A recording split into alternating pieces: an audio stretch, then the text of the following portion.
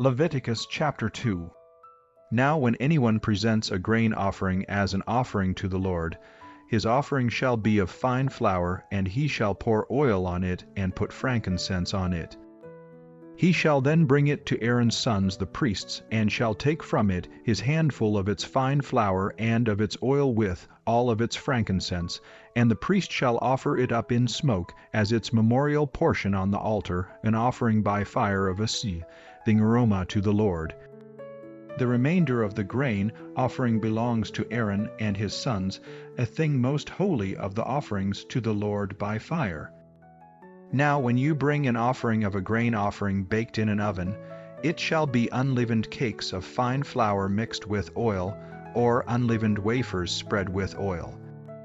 If your offering is a grain offering made on the griddle, it shall be of fine flour, unleavened mixed with oil.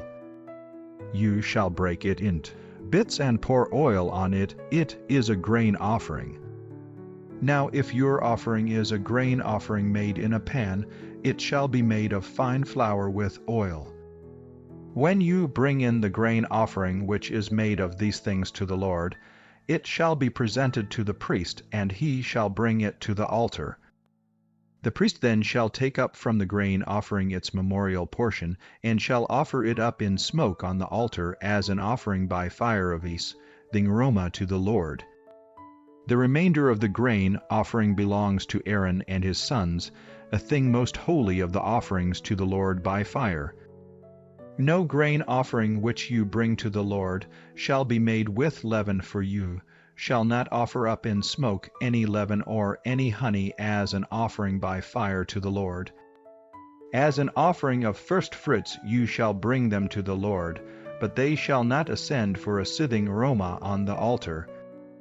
Every grain offering of yours, moreover, you shall season with salt, so that the salt of the covenant of your God shall not be lacking from your grain offering. With all your offerings you shall offer salt.